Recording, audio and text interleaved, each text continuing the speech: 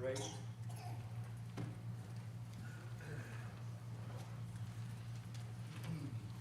Number 8. Together we sing, we return to thy face. Great God of salvation, redemption, and grace. For this whole congregation has knowledge of sin. We plead thee, we need thee for brightness within. Lord, how can we seek thee unless thou dost call? For we have rejected and broken thy law. But in goodness thou leadest all men to repent. Through faith in the Savior, the Son thou hast sent. Lord, how can we praise thee enough for thy love in sending this Savior from heaven above? When by faith each poor sinner becomes God's own heir, together as equals salvation we share. Together we seek thee, we turn to thy face. Great God of salvation, great giver of grace. Thou hast taught us and saved us and shown us the right. We faithfully follow as children of light.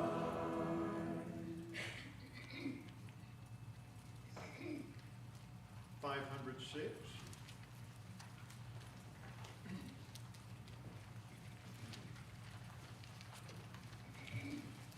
How I praise thee, precious Savior, let thy love take hold of me. Thou hast saved and cleansed and filled me, that I might thy channel be. Channels only, blessed Master, but with all thy wondrous power, flowing through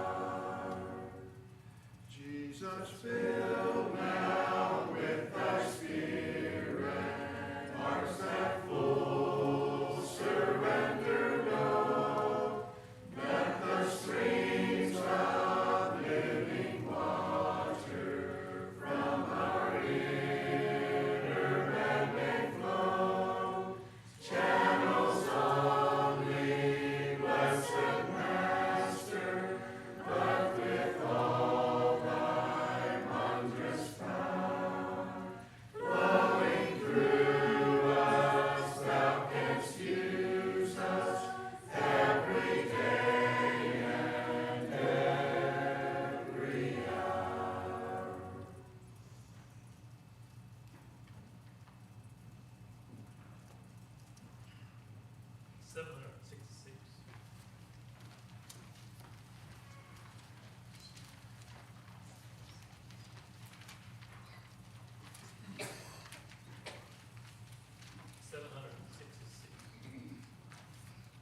Far and near the fields are teeming with the waves of ripened grain.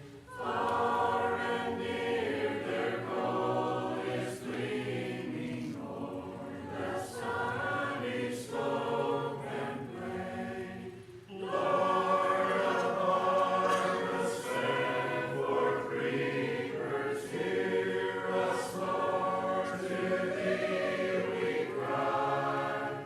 Send them now, the sheaves to gather ere the harvest time pass by.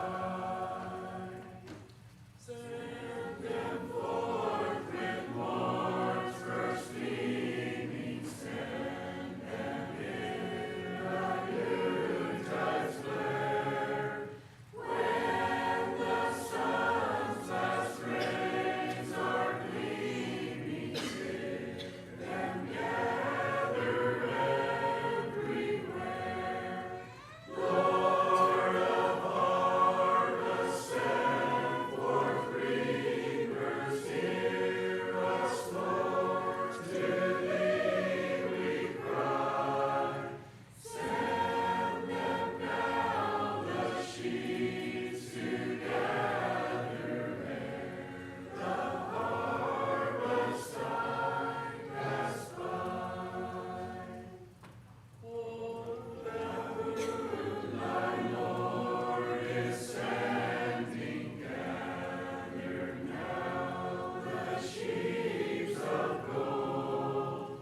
And were then at evening wending down, shall come with joy untold. Lord of harvest, send forth reapers, hear us, Lord, to thee we cry. Send them now, the sheaves to gather ere the harvest time pass by.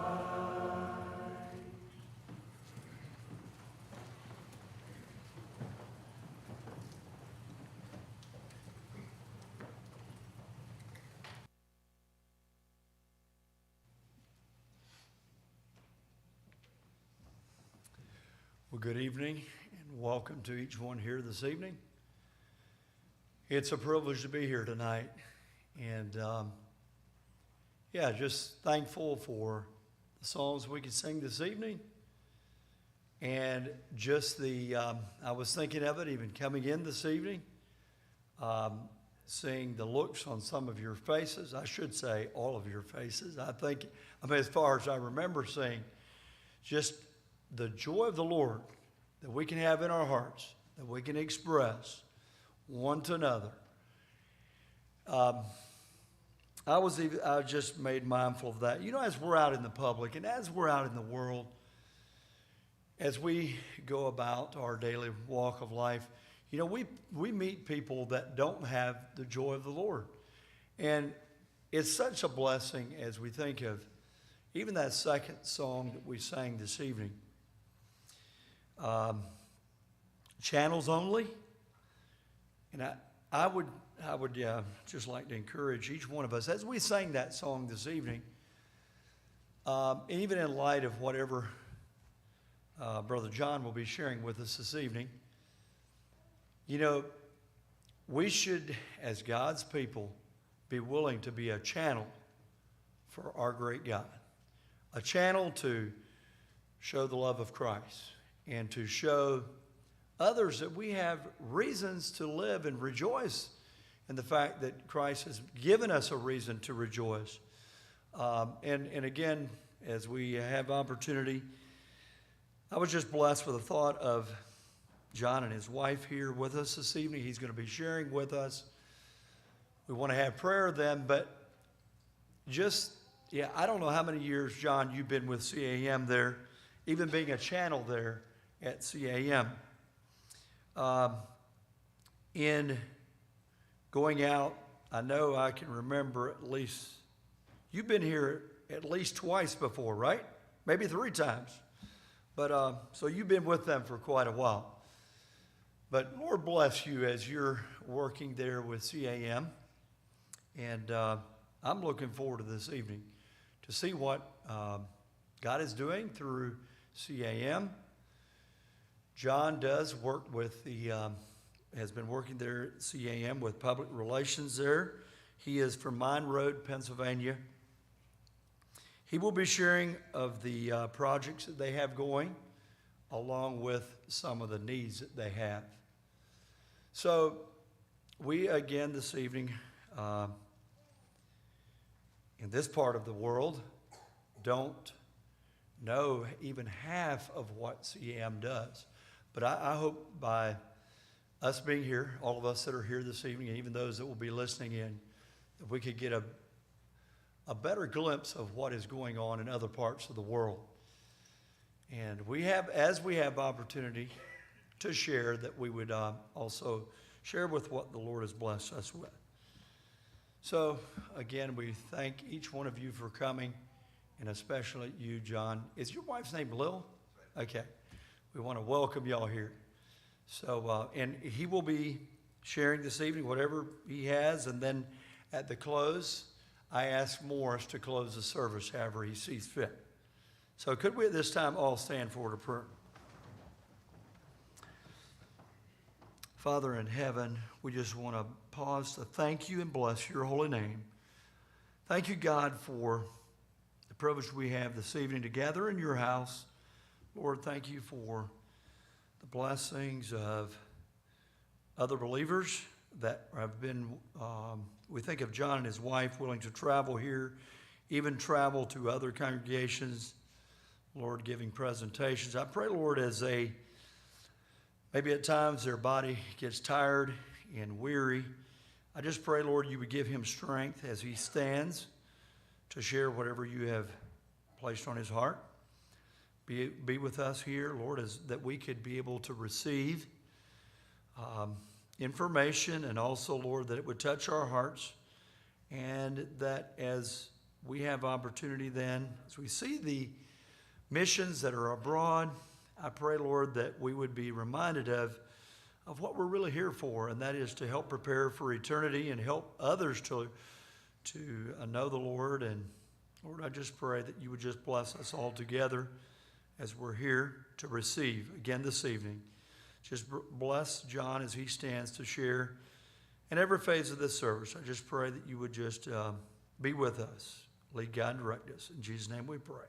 Amen. You may be seated.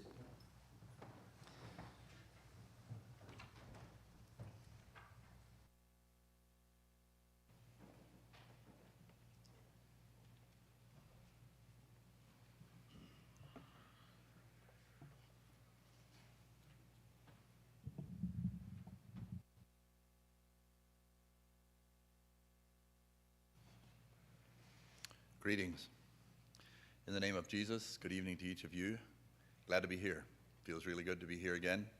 I want to just take a minute to thank you for your generous and faithful support over the years. You have been a blessing and encouragement to Christian Aid Ministries, and I wish to thank you for that. You can go ahead and turn the lights off. Pretty much everything I have is going to be in the pictures. Am I okay here? You can see? All right? Okay. So we see ourselves at Christian Aid Ministries as a channel, enabling the church to minister to the physical and spiritual needs around the world. That's our goal. That's our purpose.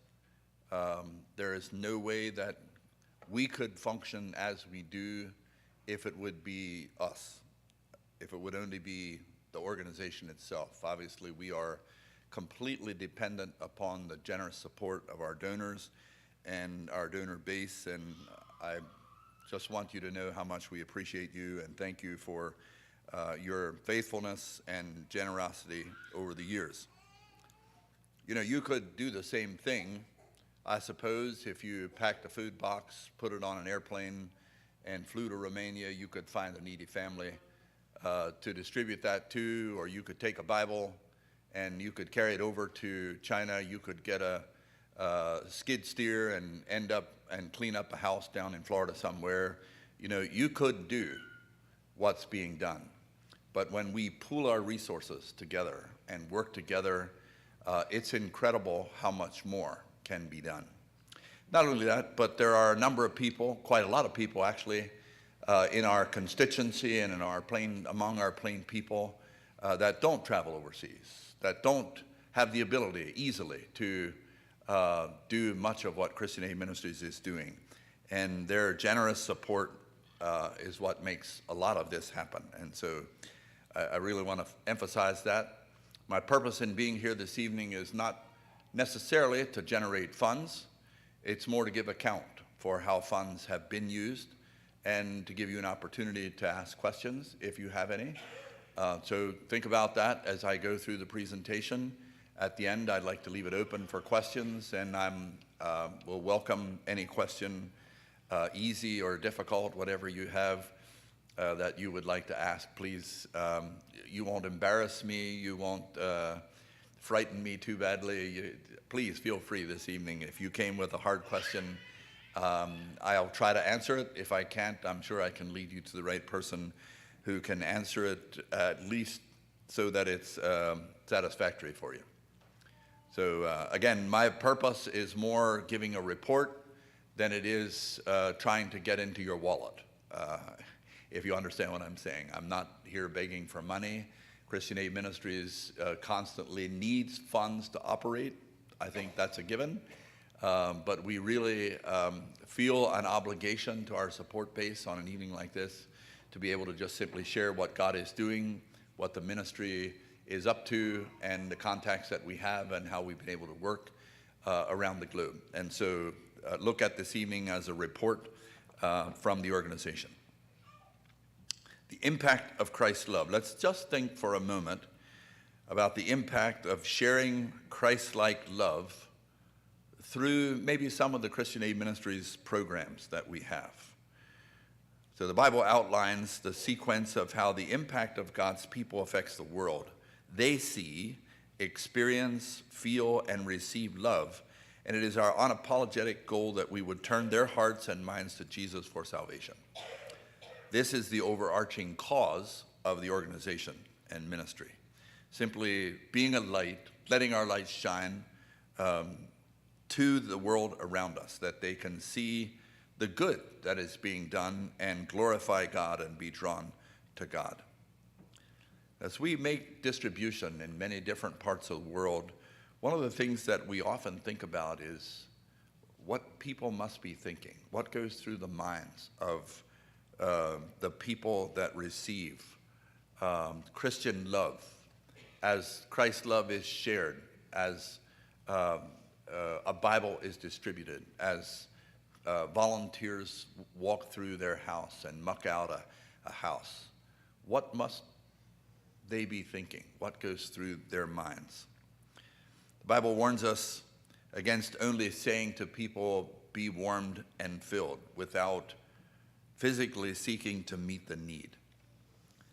How are the souls touched as they feel the warmth of a blanket around their shoulders? Or as medical staff care for their needs, do they feel healing begin to penetrate their broken hearts?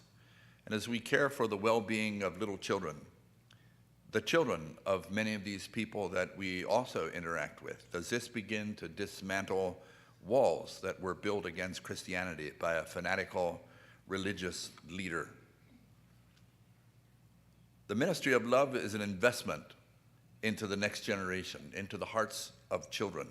Will they internalize the lessons they learn from God's people and become the church of tomorrow? After this I beheld, and lo, a great multitude, which no man can number, of all nations and kindreds and people and tongues, stood before the throne and before the Lamb, clothed in white robes.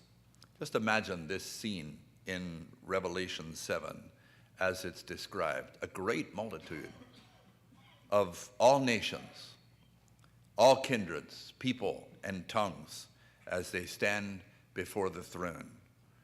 Will this man from Afghanistan who received the box of food be there? Or this Muslim man from Africa who received the Bible, maybe the first Bible he's ever seen? Will he be in that multitude? What about this lady from Eastern Europe who was likely raised in a communist system and received a comforter and a food box to help her survive the cold winter months? Will she be among that great multitude in that day? When this very religious man from the Middle East was told that he needs Jesus, his reply was, maybe so. And then he welcomed our staff to come back and tell him more about the gospel message. This man actually has a very debilitating disease and has been getting weaker. And yet, in his heart, there seems to be an openness to the gospel message. Only eternity will reveal the impact of your investment into souls. It isn't just our investment at Christian Aid Ministries, it's your investment. And whether that investment that you are making is gifting to Christian Aid Ministries or other ministries and missions that you do, or the daily work that you do, the connections that you have around town, the opportunities that you have to speak a word of truth and grace and compassion to souls around you. Teachers, school teachers that are here, you have incredible opportunities to touch the hearts of young minds, of souls that are in your classes, and Sunday school teachers, all of us, we all have opportunities. You walk through a grocery store and you never know who it is that you're walking beside. Maybe all it takes is a smile for someone to begin to open up and ask questions, and then be ready. Take the time then when that kind of thing happens. It's so easy for us Mennonites, as we rush about our daily duties, we have no time to stop and talk. You know, we're so busy with, we've got to get what? What is it that has to be done? Why is it that we have to do it so quickly? But we do, we race about and so forth. And investment into the souls of men often takes more time than it does money. And you know, if we could fix it with money, we gladly would. And obviously there are times when a gift of cash can make a huge difference and actually impact a soul.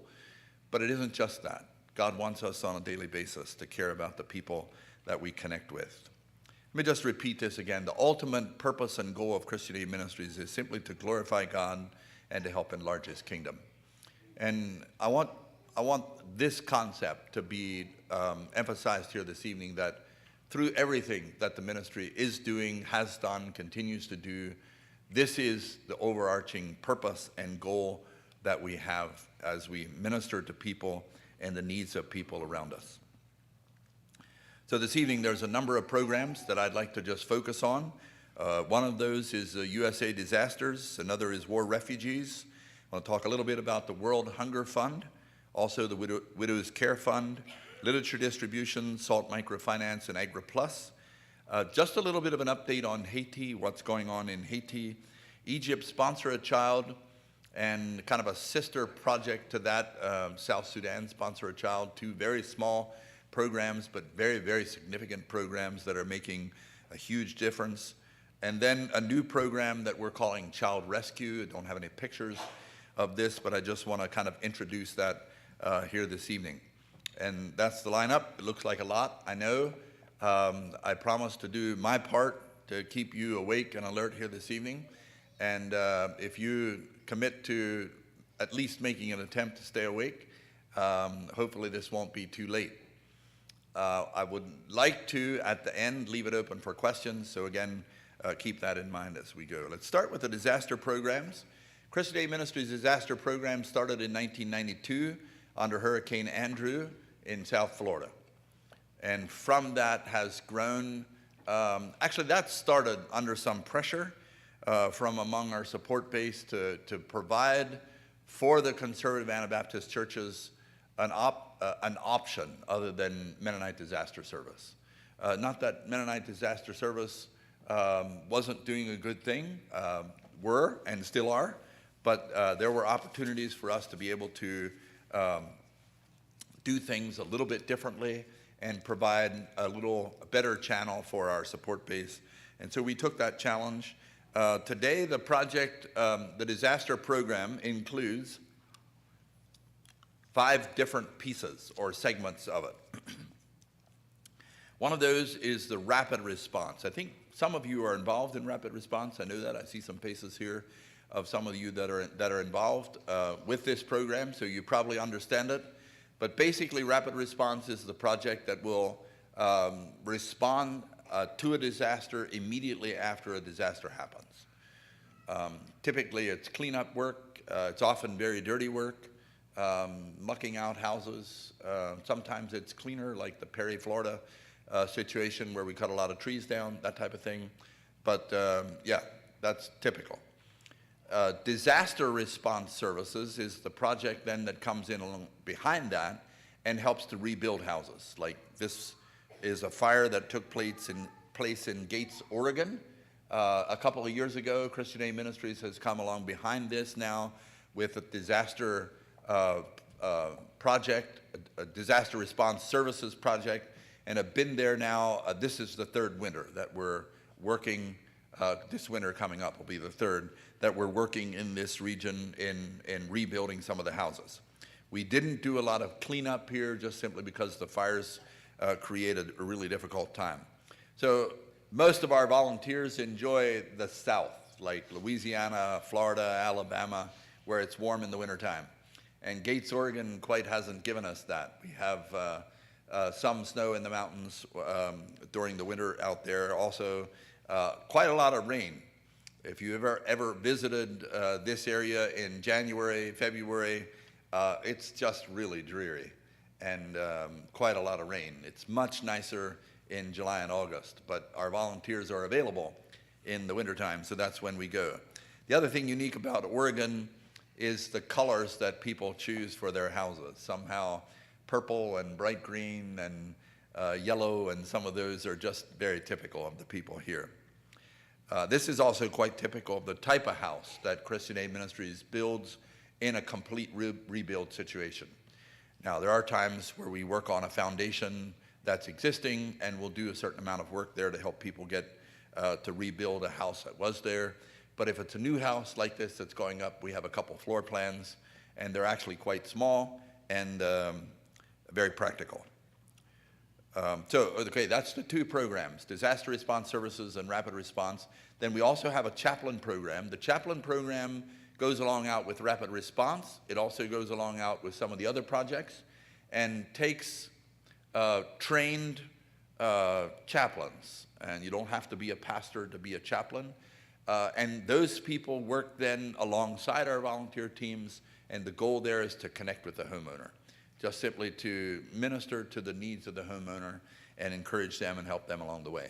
A lot of really, really good opportunities. You know, if you want to minister to where there are needs, or say it this way, if you want to minister where people are open, find people that have needs.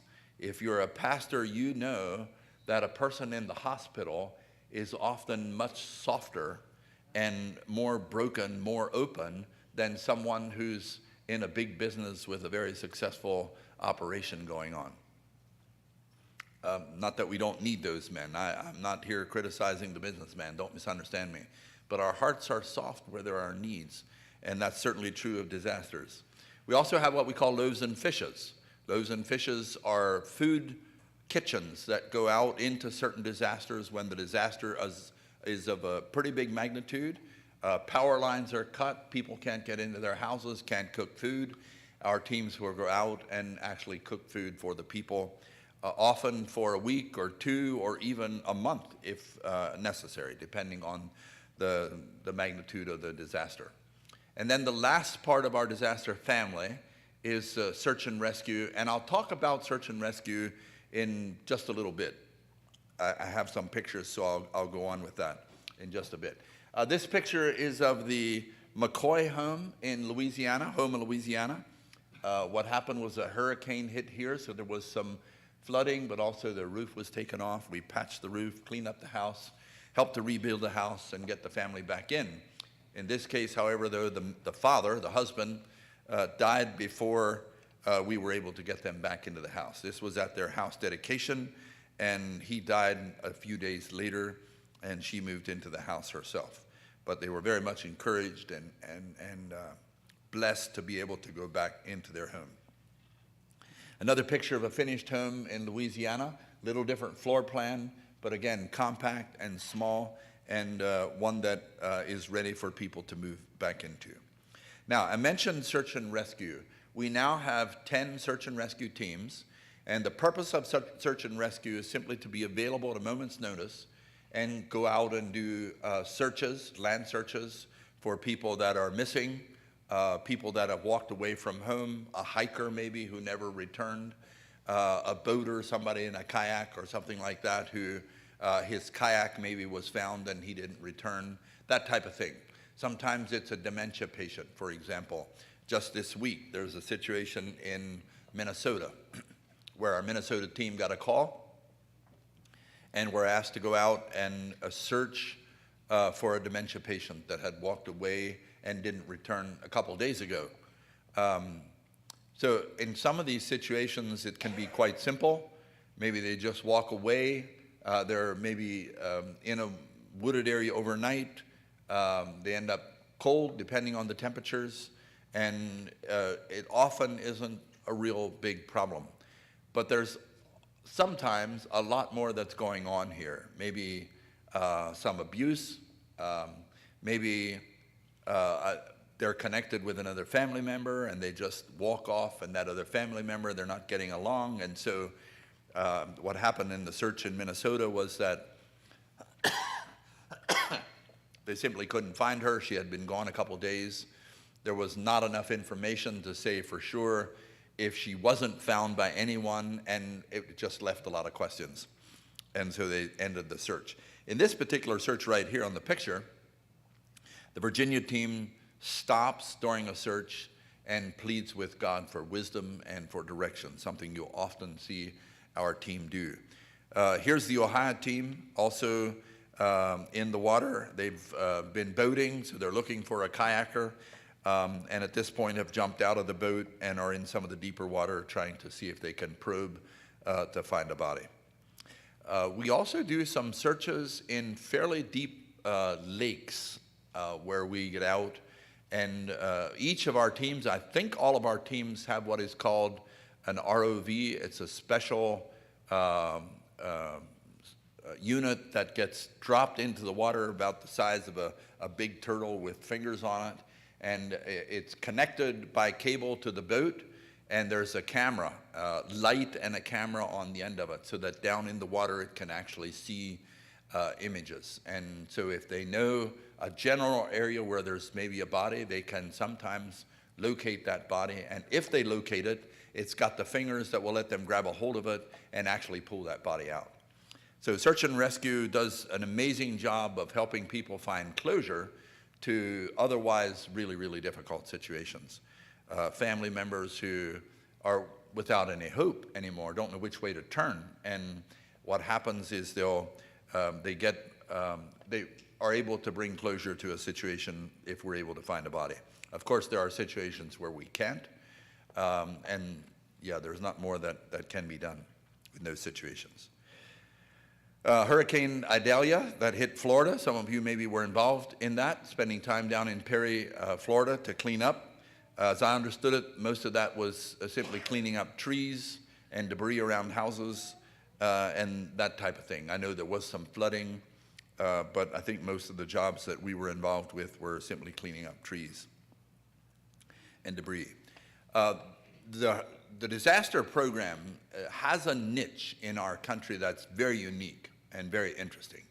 And it's been interesting to watch some of the results of that and how God impacts lives through that situation.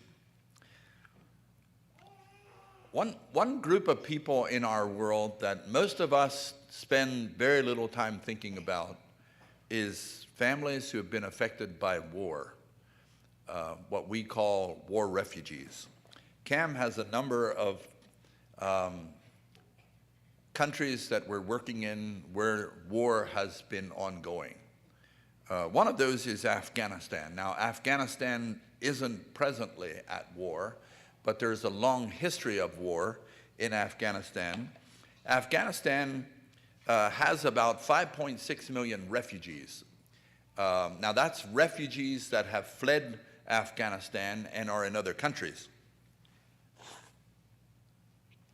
It also has several million people inside Afghanistan that are living in some of the worst poverty of the world today.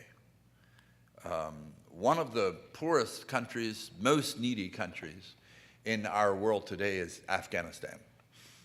It's also one of the most persecuted countries. It's high on the list of persecuted countries in our world. The suffering of Christians in this country especially is among the worst, second maybe to North Korea. North Korea is the absolute worst place in the world that you want to live if you're a Christian. Afghanistan would be a close second. CAM has had some very unique contacts that we have developed that are able to help us reach into Afghanistan and help distribute food aid and other items to some of these people. Blankets. There has been an earthquake there early last year that opened up a door for us. Later in the year, there was flooding. And through those types of contacts, we are able to come alongside people in Afghanistan and encourage them and help them.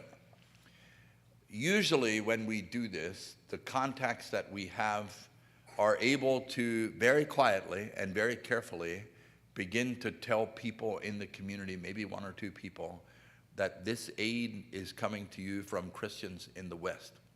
It has to be done very carefully, very cautiously, but once one person hears that, it can quickly be spread to a group of other people, and this raises a host of questions for these people. Like, why? Why is it that Christians are helping us? How come aren't we getting help from our Muslim brothers and sisters? What do they care about us for? Why would they want to help us? And it also creates curiosity for them, really who are Christians and what they believe, and that opens up some unbelievable opportunities. And we know people who are coming to Christ simply because of a distribution of food and other aid in Afghanistan. Some beautiful things are happening. God is moving there. Not in spite of, I should say, in spite of the struggles that they face. So COVID really made life difficult in Afghanistan. Not the sickness COVID, not the disease COVID, but the lockdowns. That part of COVID made life extremely difficult for people. And what has happened is many people in Afghanistan lost jobs, they lost their income, they lost their businesses, they holed up in their homes because they weren't allowed to get out.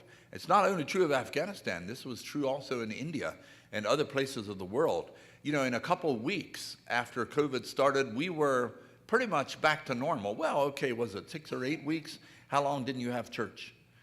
You missed 3 or 4 times maybe, and you were soon back to having church. In some places of the world, if you were found outside of the house, other than a short window of time in the day where you were allowed maybe to go to the grocery store or to the market to buy some food, you could have been thrown into prison. And that went on in India for more than a year during COVID. So COVID lockdowns created some real fierce struggle for many of the people in this area, to the extent that people lost hope and have struggled just simply to provide for their families. This father's testimony was that I had to sell 1 kidney simply to save my children. And by save my children, he means buying food for his children. Now, well, you know that's not going to last very long, right? In a few days, that food is gone, and his kidney is gone, and he can't continue in that process. And this isn't the only place we hear these kinds of reports, but this type of thing happens in numerous other countries as well, and shows some of the desperation of people. A recent report from Afghanistan says that there's been nationwide drought now in 2023. I told you that there was flooding last year, major food shortages, increase in refugees leaving, and aid organizations are cutting back. All of this is against them and is making life more difficult for the people. Some of the aid organizations are cutting as much as 90% out of what they were giving, leaving the people there in a really, really difficult situation and struggling. The Taliban government is not in any position to help. One thing about the Taliban government, as they took over when U.S. pulled out its military 2 years ago, it's a ruthless group of people that know almost nothing about governing and have almost no foundation of which to govern from, and have left much of Afghanistan in a very, very difficult situation. Life is harsh and difficult for many of the people there. I want to talk about several of the other countries that are presently at war. One of those is Yemen. Yemen is down at the southern end of the Arabian Peninsula. It's not landlocked, but it is difficult for people to get out. Saudi Arabia doesn't want them to the north. Oman won't take them on the east side. They could cross over to Djibouti and Eritrea, these two countries over here, or Somalia, I suppose, but they don't want to. There's no reason for them to go there. Life is harsh there to begin with, and they don't want to. The war has started there in 2014, and it's basically a proxy war between two primary factions of Muslims. The Sunnis and the Shia Muslims never did get along, still don't, and what you have is two groups of people here that are at odds with each other, and there's a civil war that has been going on now since 2014. We have some really, really good contacts that are helping us distribute aid directly into Yemen. This is a blanket distribution. These are some kits that have been distributed to school children. Here's a mother who's received a hygiene kit. One of the mothers that we had contact with recently has just suffered tremendously over the years. And her husband wouldn't even allow her to visit other family members. Her needs and the needs of her children were ignored by her husband. After all, she was one of several wives. She yearned for some of the basic things in a refugee camp, had fled home with almost nothing, and longed for things like a towel and a washcloth, and even thought about that she doesn't even have access to a fingernail clippers for herself or her children, or a bar of soap or something like that. At one point she talked to a friend, hoping that maybe she would be able to help this friend wash some clothes, or wash some of her clothes, and through that be able to earn some income. And when the friend found out her situation and condition, she talked to her husband, and her husband was this friend's husband now, and he was actually involved in aid distribution with an organization that we had connected with, and made certain that this mother received a couple hygiene kits for her and her daughters. In the hygiene kits, she received a towel, and wrapped inside the towel was a washcloth, a handkerchief, a bar of soap, shampoo, some deodorant, toothbrush, toothpaste, and a fingernail clippers. Some of the very things that she had been longing for. Now, if I were to give you something like this, or hand to you a fingernail clippers, what would it mean to you? Not very much. And if I could give you a full kit, a hygiene kit, for example, you would be gracious enough to thank me for it, because that's what you should do. But it wouldn't mean anything to you. In fact, you would wonder what in the world I'm thinking by giving you something so ordinary and really useless to you. But you don't understand the circumstances of a family who was forced out of their home, fled for miles and hours and maybe days of walking, and ended up in a hot refugee tent with almost nothing. And in this case, struggled just simply because her husband wouldn't even pay attention to some of her basic needs. Now, It may surprise you to know that this woman was overjoyed at what she received. Again, that hardly seems possible. You and I might be overjoyed at a new car or $1 million or a nice new house or a new kitchen. But a hygiene kit, to be overjoyed at a hygiene kit, are you serious? Again, we can't relate to people in these situations. We don't understand the struggle of many of the poor in our world today.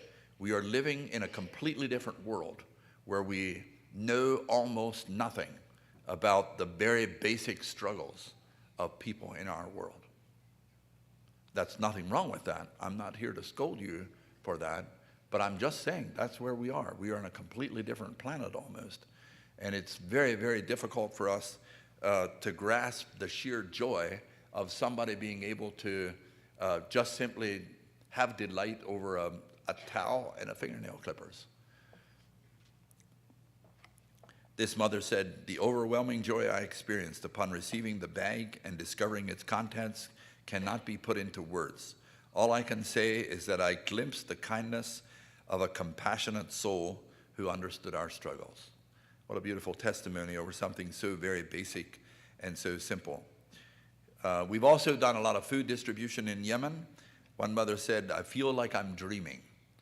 And again, you have to understand the struggle that these people have been in to be able to see the contrast of just being able to find rejoicing at something so simple. The Syria war started in 2011, so it's now in its 13th year. About 22 million people lived in Syria prior to the war, and somewhere around half of those have been displaced inside Syria. Of that 12 million, roughly, 10 to 12 million, about a third of those have fled the country, 4 million plus or minus, some to Jordan to the south, some to Iraq or Kurdistan to the northeast, some to Turkey up north, and some have gone west to Lebanon. But about 8 million of those have remained inside Syria and are living in some of the worst conditions of people on this earth. And some of those have been living there for years. CAM contacts have been reaching into this area.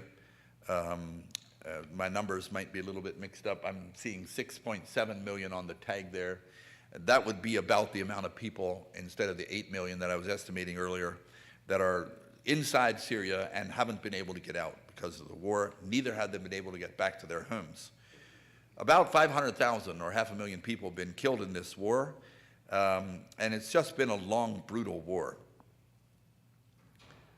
For many of these people, they long to be able to go out, just to leave, knowing they're leaving everything behind. And in Syria, these people, this wasn't Africa. This was actually a very comfortable lifestyle. They would have lived nearly like us. When I was in Jordan here a couple years ago, I talked to people who owned vacation homes and were now living in refugee camps in Jordan as refugees, had fled their homes, leaving absolutely everything behind. They had nice cars, they had nice homes, they had good businesses. And the war has just simply destroyed their lives in many ways. My husband hasn't been able to bring any formula home. This is coming from a mother with a young baby who had been pleading with her husband to try to find some formula. He hasn't been able to bring any formula home since he doesn't have work. And we were able to provide him with some to give to her, and she says, "Thank you so much for this." And then Ukraine. Now, most of us are more connected with the Ukraine situation. That war starting only in February of last year. Much of the bombing has been in civilian areas. Again, there's about 5.6 million refugees from this war. Some of the current needs that exist there for us as we close out the year, and some of what we've been doing there, is we need about 15,000 comforters to distribute there this year for the winter. We're packing food boxes, 3 containers per month that are going over to Ukraine, packaged here in the States, either in Pennsylvania or at our office in Oregon. Each container has about 1,000 food boxes, 1,000 50-pound food boxes. And we're also involved in rebuilding houses on the ground over there, taking houses that were bombed out, partially destroyed like this one, and putting a roof back on, putting windows in, closing in the outside, making it tight, and beginning to help them get situated so that they can actually move back into their house. This mother has a handicapped son, and her village was occupied by the Russians at one point. She has been freed now. Russians have been pushed back, and so she's moving back into her house. And after helping to fix up her house, this was a comment that she made. Thank you very much for this aid, and I wish God's blessing to the people that donated funds. If you've given to the Ukraine War Project, your funds are helping her, and she's grateful for it. We're looking at a cold winter. Again, this last winter was dark and cold in Ukraine. We're gearing up our firewood project. This is a Christian mother whose husband is not a Christian, deserted her so that he could fight in the war, leaving her behind with the children and no income. And so we provided her with some firewood to keep their house warm. That was last winter already. Also blankets. We'll be distributing many, many blankets here in the next couple months to do some distribution into those areas. This is at a distribution in Mariupol, which is down in the south, one of the cities that was really hit hard by the war. Lots of devastation in this area. Most of the town has been destroyed. City has been destroyed, and some of the situation there has just been absolutely horrible. We have connections that are helping us distribute aid into this area. This is food that was distributed to people there at Mariupol. Besides that, we're doing a lot of literature distribution and are teaming up with the Romanian churches that are sending medical teams over into the area, simply doing what we can. And there is much, much more that could be done. There are numerous organizations that are working in Ukraine. There's room for everyone. There's really a lot of need in this country, tremendous need. And, you know, I hardly know myself sometimes how to feel about these kinds of situations, whether it's Yemen or Syria or Ukraine, who's right, who's wrong, who's on the right political side, even Israel. And the Palestinian conflict leaves a ton of questions in my mind.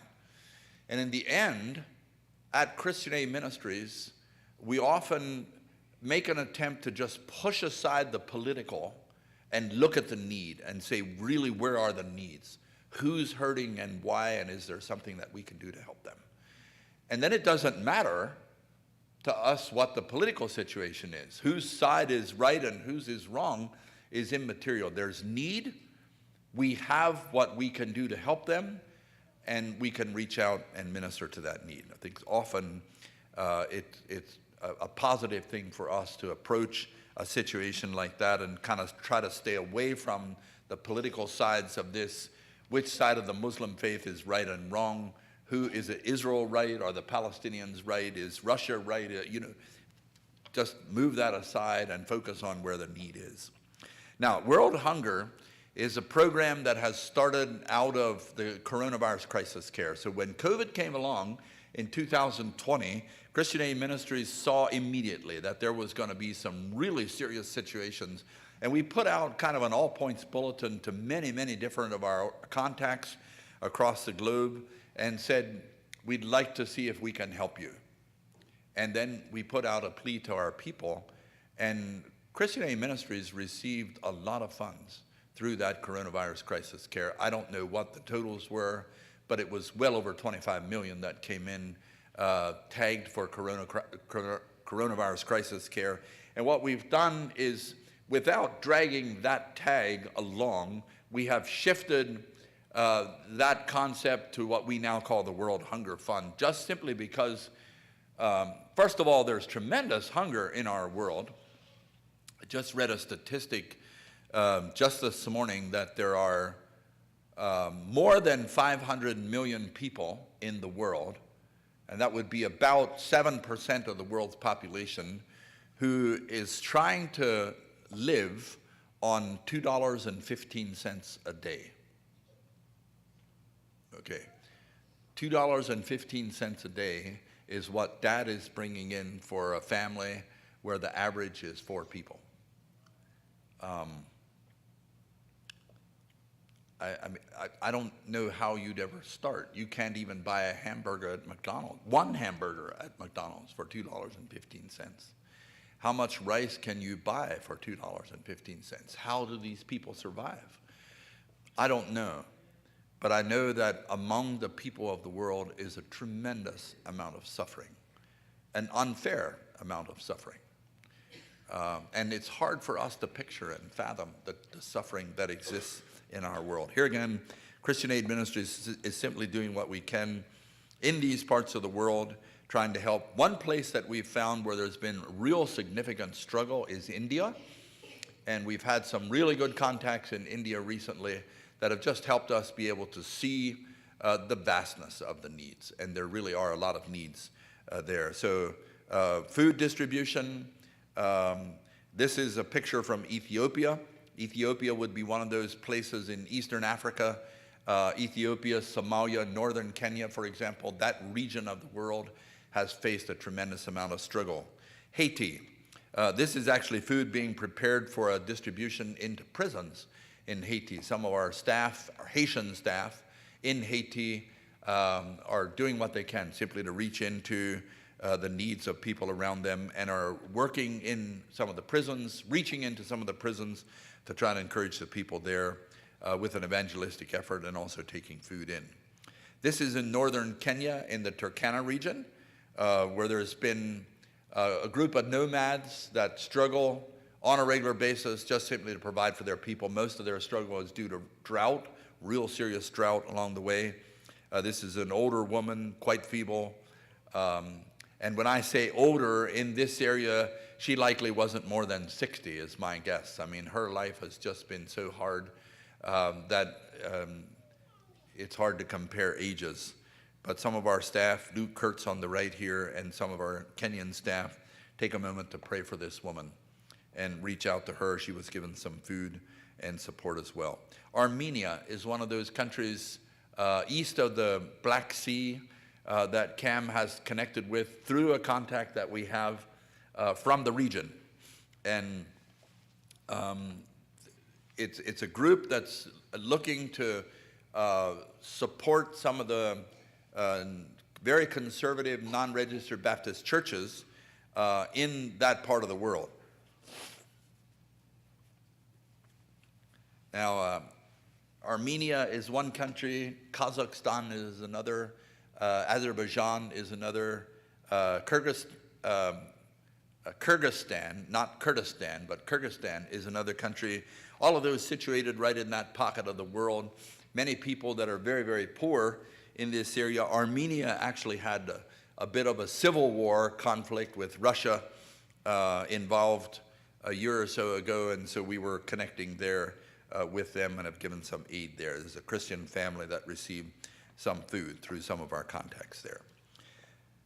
Another situation that we've done quite a lot with is the Widows Care Fund. So the Widows Care Fund has spun out of Support a Widow. Support a Widow is a program that simply provided a box of food for widows in countries like Romania, Ukraine, Moldova, Liberia, Africa, Nicaragua, Haiti, many countries that we've been working in. But we've tried to increase what we can do for these people so that we can do more than just give them a box of food. Some of these widows are young, and there are ways that we can help them beyond a box of food by boosting a business maybe that they'd like to start, giving them some tools for self-help or self-support, and providing extra for them, maybe even building them a house in some cases.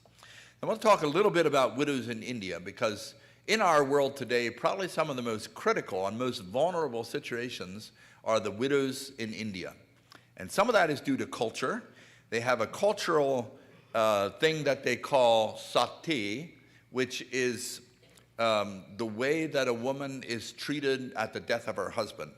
So years ago, when a man died, they would build a huge pile of wood and put the dead body on top and light the wood and cremate the body in that fashion.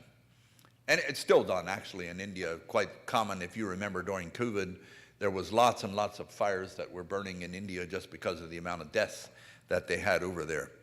But what happened is, a woman in that situation, once her husband died, she's considered useless to him, and almost like a curse. So that what they would do is they would, in some cases, actually take the woman still alive and throw her onto the fire to kill her in that way.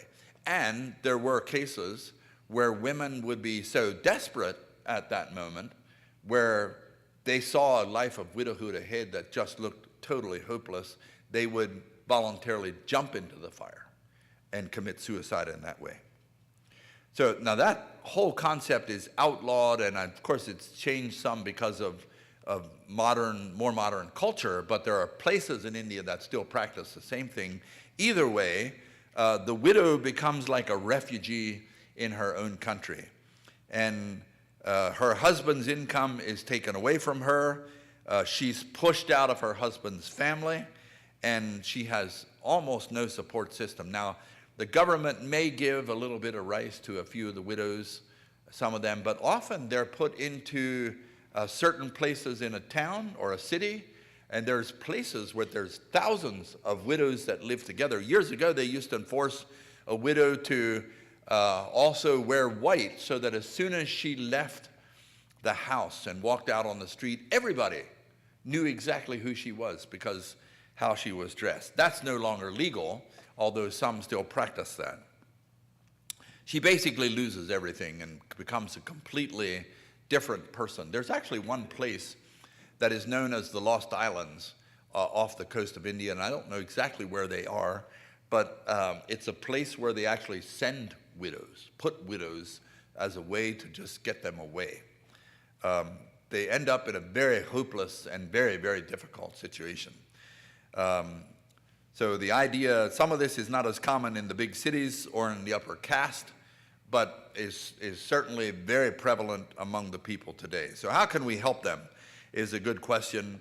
Well, there's basic needs like food, water, shelter, social needs, interaction with others, emotional needs, the opportunity to pray with them, and then just simply reaching out to them, showing compassion, and treating them like any human being would want to be treated can make a big difference for some of these widows. This is a group of Christian widows in eastern India who were receiving some help through our Support a Widow program.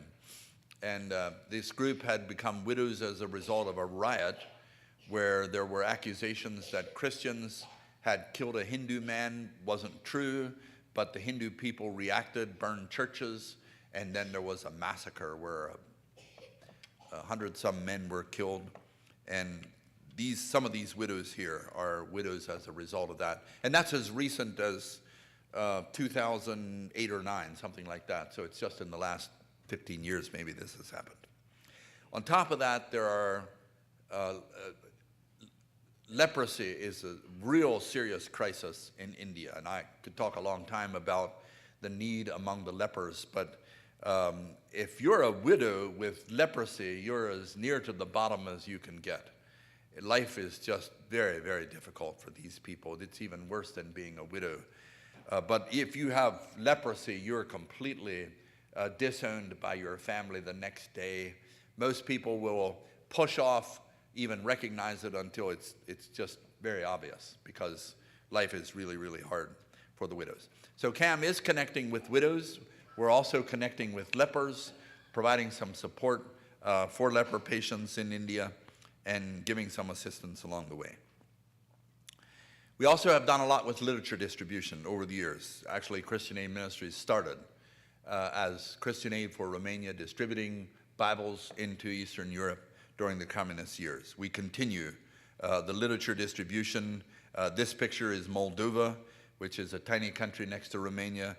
This is distribution of the Bible story books in the Philippines, and then reaching out to a restricted country, India, in distribution of Bibles. Some of you may have seen the news of a recent a person that Cam was working with that has abused some funds to the tune of about $30 million that were misused. About 2/3 of that, or somewhere around $22 million, was money that Cam had given him. This is someone that we worked real closely with, knew personally. Not me, well, I knew him personally too, but I wasn't one necessarily that worked with him. Somebody that we trusted, felt confident that funds were being used appropriately, and there's now the allegation that funds have been misused. I'm just assuming most of you know it. I'm not going to say a lot about it. I'll try to answer questions for you later if you have questions. I'd like to just say this. It's pretty obvious on our side that at least some of the funds were used appropriately. Now, when I say that, I don't mean in any way to act like this wasn't a bad situation. It was. But we do know that at least some of the funds were used appropriately. We have evidence for that. What percentage, I don't know. I don't know that we know for sure. The other thing I'll say about it is, at this point, it's allegations. And I don't know the truth of the situation. Maybe you do. But until I know the facts, I'm not about to condemn him for what he did or didn't do, but neither will I justify him in what he did. I feel like God understands the situation. If he did what the allegations are saying, then it's a horrible situation. If, on the other hand, as he claims, he's innocent, then who am I to condemn him? And maybe I'll stop there, because a lot more could be said there. And I'll just say this, that I don't know a lot about the situation. I'm only the type of person who feels like until we know for sure, we need to be really careful that we don't condemn a righteous man if he is righteous, or justify a wicked man if he is wicked. And again, to just say that at this point it's allegations. You might know more, and if you do, that's fine. But based on what I know at this point, I feel like that's probably saying enough. And I'll welcome questions about that at the end. Please, if you are curious about what I've said about that or what you've heard about that and want to ask a question, I don't want you to hesitate if you feel like you'd like to ask a question about that. For now, I'm going to keep moving. SALT Microfinance is another program that Christian Aid Ministries has, and I think has worked really, really well. This is a program that takes people like this, a very poor family, a man and his wife, 2 little children. She joined the SALT program, took some sewing classes, and in the sewing classes, the instructor, who was a Christian, began to very carefully and very slowly introduce into her mind stories about Jesus and who Jesus was. As a result, she's a believer in Jesus today and is praying for her husband. She borrowed money from her savings group to buy a sewing machine, and this is her testimony. Income is good. She's increased their daily income by $5 a day. And I want you to look at her smile, because she's serious here when she says that this is really good. She has made a major improvement on her income with only $5 a day. Now, if you would do that in your business and you came home to your wife and said that you just improved your business by $5 a day, she wouldn't know what to tell you, I'm sure. But if you're living on $2 a day and you just increased your daily income to $5, that's significant. That's like your husband saying, we're making $400,000 this year instead of whatever you make. Now, I'm shooting in the dark here. I don't know what your incomes are. You're farmers, so you're doing better than the rest of us, I suppose. But I'm just saying, this is significant to this family to have this type of increase in their daily income. Bangladesh has been one of those countries where the SALT program has made a tremendous difference among the people. And it's due largely to teaching that our facilitators, like the man on the left, have gotten from our staff team, or from our SALT team. And they are Christian men who are serious about helping people, yes, but pointing them to Jesus primarily. And through this, there's a beautiful little church that's growing among the people in Bangladesh. Many of them are Muslim background believers. Many of them face tremendous persecution because of the struggles, at least, that could come in this situation. And God is just doing some beautiful and amazing things. This family now is believers in Jesus as a part of becoming involved in the SALT program. The man and his wife both, and have been baptized as well. There's a picture of a Haiti hillside. What we've done in Haiti is worked hard to try to work with the farmers through our Agri Plus program. The Agri Plus program takes soil like this on the side of steep inclines and hills, encourages these farmers to plant vetiver grass. The vetiver grass is a tall, fast-growing grass that is planted along a steep hillside on a horizontal level line, and the purpose is to catch the topsoil when the rains come and keep that topsoil. So on a hillside, if you look at the background here, like this here, every so often down a hillside like this, you'll see the grass, and the goal is to keep that topsoil there rather than letting it run into the Gulf or into the ocean.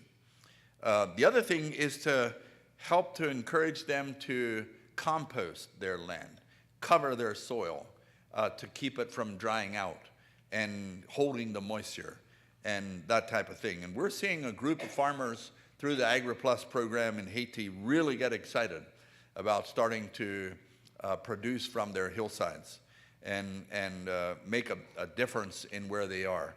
And again, for some of the Haitian people, this is a life or death situation. Haiti is in a very difficult situation. The situation there is chaotic, very chaotic and harsh for the people there. And so helping them with these kinds of things is making a really, really big difference. Let's just look at Haiti. While we're there, there was a flood that hit Haiti earlier this year. And Christian Aid Ministries, through contacts there, through our staff there, our Haitian staff, we don't have American staff in Haiti right now, have been helping to clean up some of this area, do some rebuilding there in the area as well. CAM pulled its staff out right after the kidnapping situation at the end of 21 and have not been able to go back down. The gang situation in Haiti is really, really bad. Port-au-Prince, the capital, is nearly impossible to get through. There's so much risk there for kidnapping. So we do have some of our people that have flown down on a couple of occasions. They'll fly into Port-au-Prince Airport, shift over to the smaller airport close by, and then fly out to one of the other areas away from the city to get away from the gang situation. The other thing that we've been doing is helping the people to clean up and rebuild some of their roads. So we have situations like this where there's potholes in their roads, and we hire a group of men, and they move stones in, pack the soil, and make it look like this. And we'll pay them wages for every day that they're there and give them food while they're working. And then at the end of a week, maybe we'll hire another group of people, pay them wages, provide some food for them, shift it around, move it around, help as many people as we can, and help them to take care of their communities. And there's some really good things that are happening there. I think that's a positive thing, and the Haitian people really do seem to appreciate it and enjoy being able to do this. CAM has also continued our school programs in Haiti. This is something we can do by just sending cash and buying food in the country, so we've continued that. And the SALT program has also really ballooned in Haiti. I don't remember the numbers, but our SALT client total is reaching 90,000 or pushing up against 90,000. That's worldwide in about 9 or 10 countries, 10 or 11 countries, something like that, where we're working in, but I know the bulk of it is in Haiti because we started there and have grown there. It's my guess that we have 35 or 40,000 clients in Haiti alone. And they've done really well. Like when we went in there, people thought there's no way the Haitian people were ever going to pay the money back. We started with loans. We've actually shifted away from loans to savings groups. So we don't loan them anything. They actually borrow from each other through their own savings groups. And it makes them all accountable to each other. It works beautifully and has made a big difference. It really has. Some of these people have gone beyond just building a business where they've begun to improve their communities by building latrines and building newer houses, nicer houses, and helping some of the poor in their communities. Those kinds of things, making a difference there. Okay, Egypt Sponsor a Child is kind of a new program for us. This project is one where we're taking children, some from Christian families, some from Muslim countries in Egypt, and just providing an education for them, a Christian education, or at least an education by a Christian teacher. Some of these students come from families that have never learned to read, as their parents grew up and never learned to read. And there's an opportunity here to impact the next generation.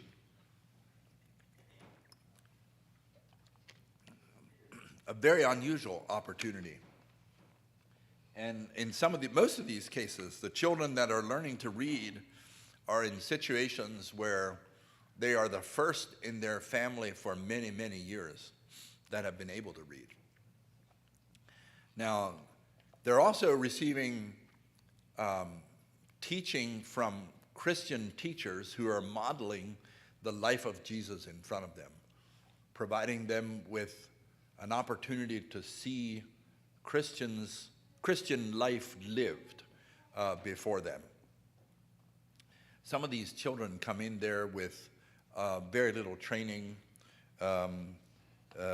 very seriously, their attention span is very short, and they just do extremely chaotic things. Like one boy, for example, would not let anyone touch any of the books that we gave him, pencils or anything like that. He just went crazy. As soon as somebody even just touched his school books. Well, we found out later that his father threatened to kill him if he loses any of his materials that were given to him. Well, of course, he's going to go crazy, right?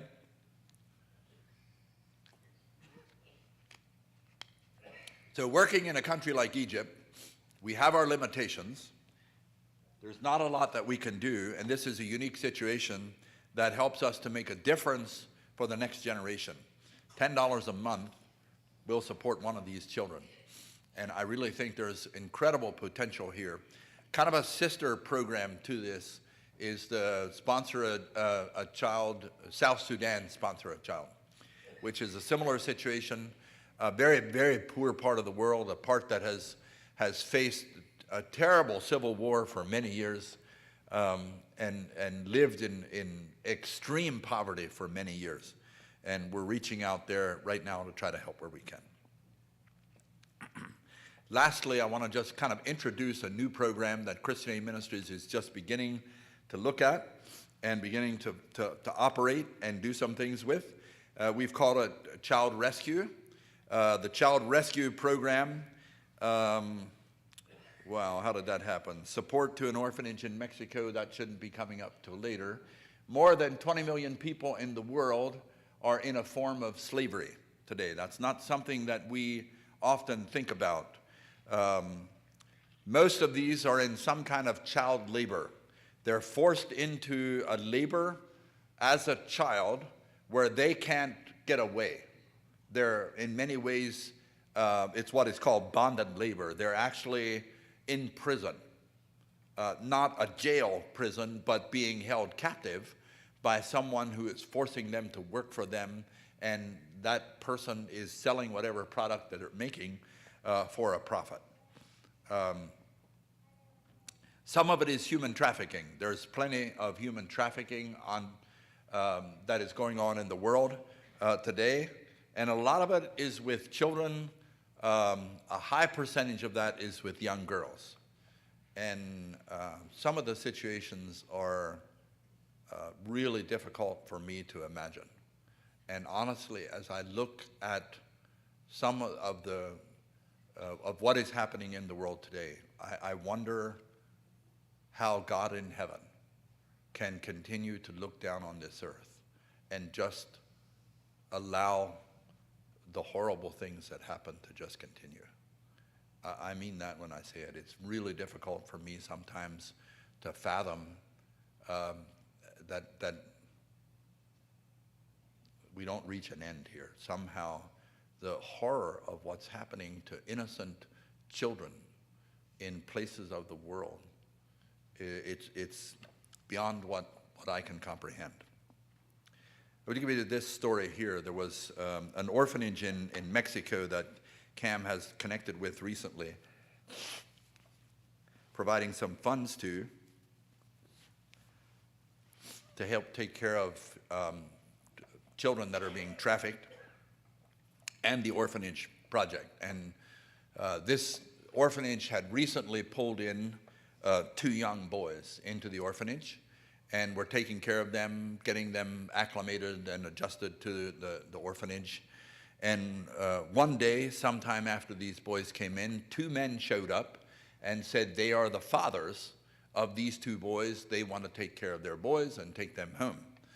And so they went and got the boys and brought them into the room, and immediately the boys said, "These men aren't our fathers. We don't belong to them." And they were frightened and scared.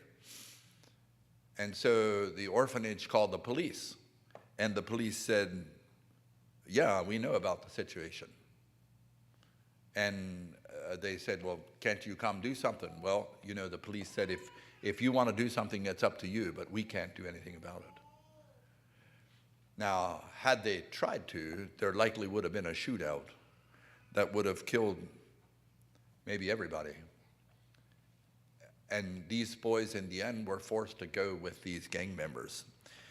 It's one of those situations where it's really hard to watch, because there's really not a lot that you can do about it in some of these places.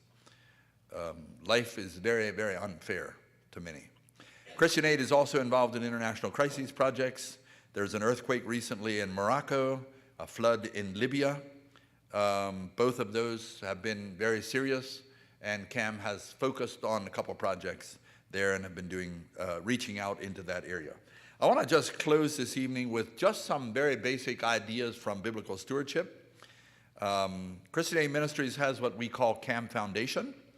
The purpose of CAM Foundation is simply to educate, motivate, and assist our supporters in biblical stewardship planning. And basically, we're interested in educating our people about wills. It's important that every family has a will.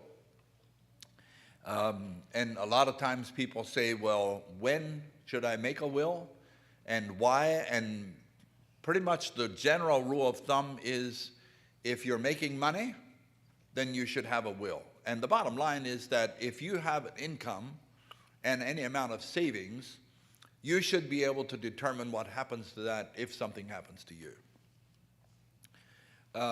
Another real important reason for a will is if you have minor children. If you have minor children in your home and you and your wife are killed for some reason, a will determine who takes care of them. It's not that the state determines who takes care of them if you're killed, but if there becomes a dispute, if a dispute happens in the middle of custody issues, the state will step in and will determine where children go in a situation like that. Also, there are trusts, revocable living trusts, that you can set up as another tool in your estate plan to move your assets to your family members with the least amount of tax liability along the way. Christian Aid Ministries also has what we call donor-advised funds, where you can make large contributions and then receive a tax deduction at the time of the contribution, and then move the funds to any program or any other charity later as you choose. So at the end of the year, as a farmer, if you're facing a situation where all at once you know you need to do something, you don't have time to think through where all you want the money to go,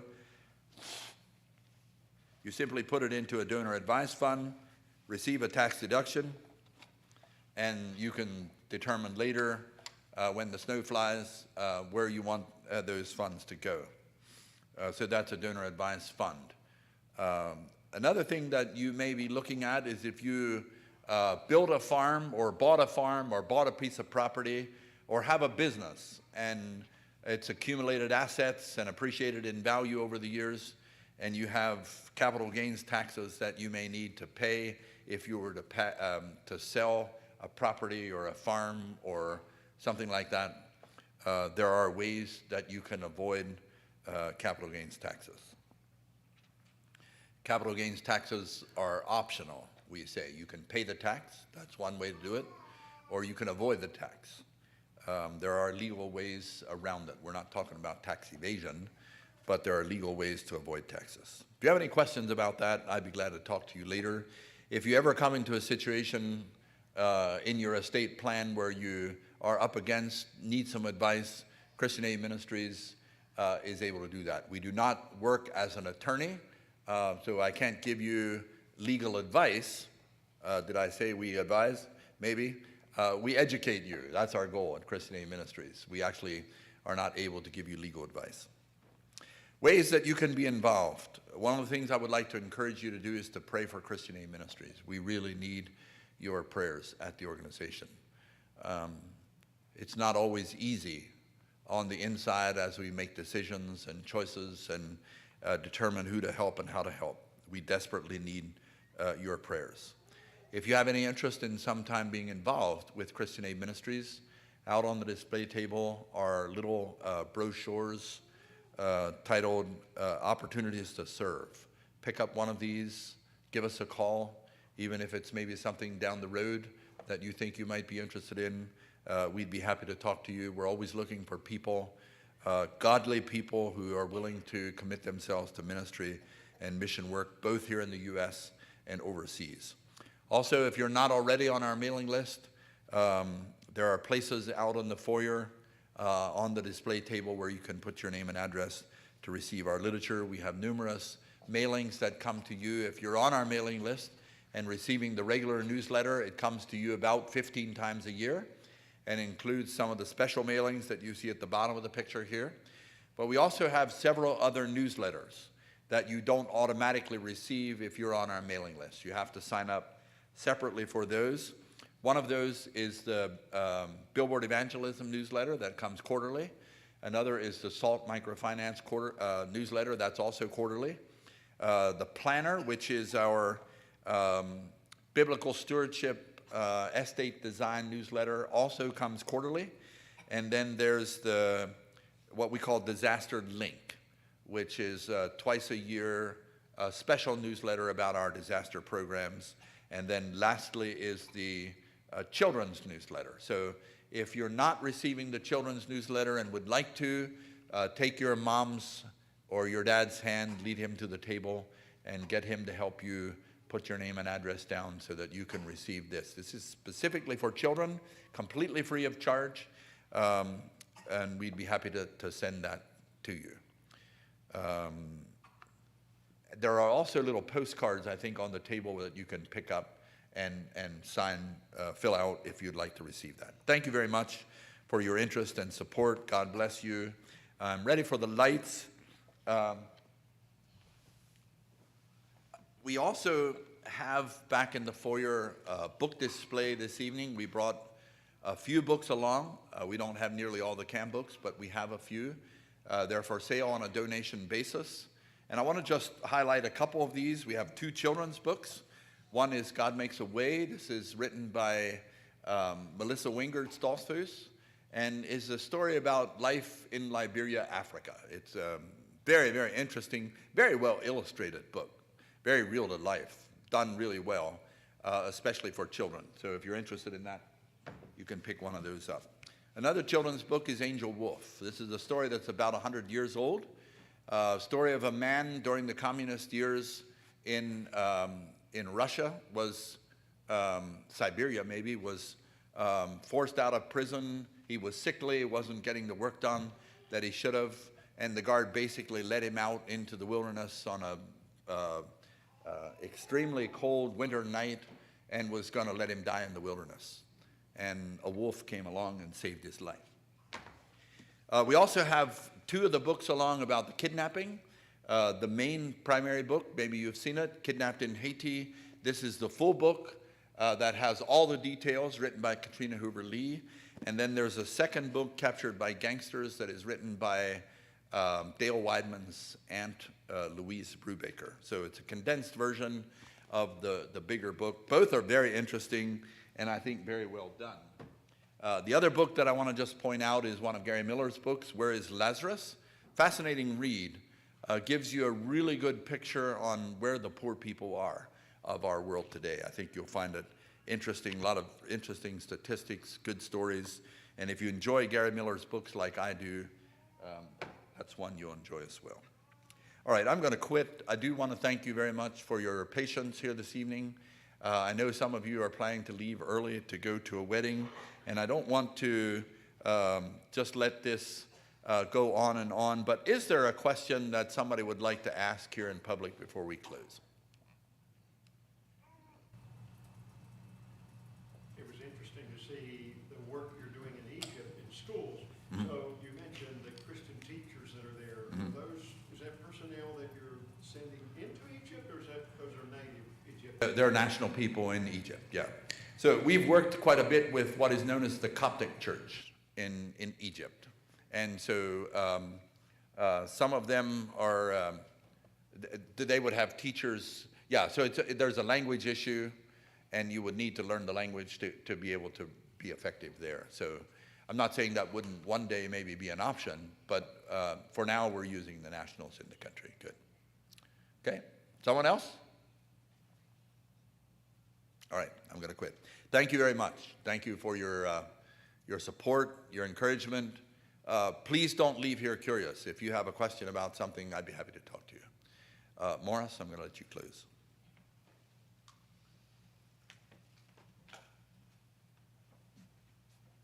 Well, we've been blessed to be able to be here this evening, and we've also been reminded how blessed we are just being able to be born into this part of the world and have all the opportunities we do to survive and thrive, and also to be a channel, like we sung about at the beginning of the service.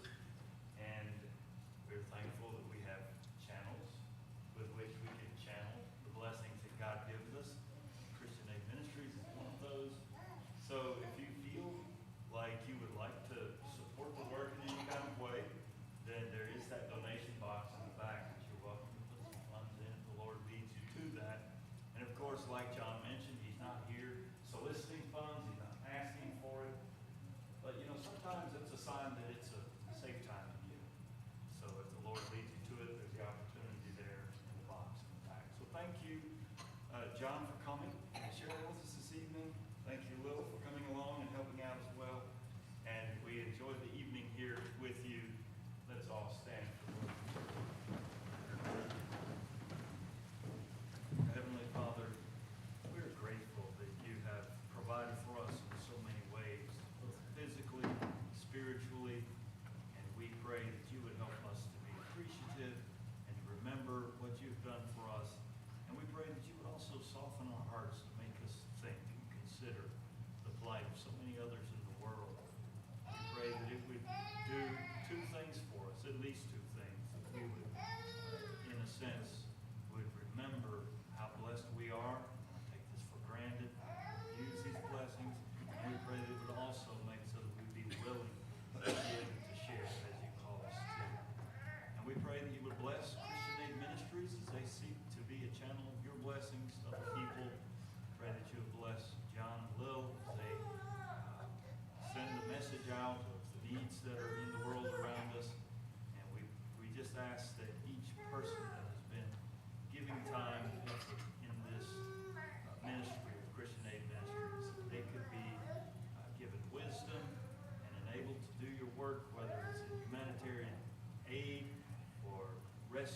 efforts or disaster relief or spreading your gospel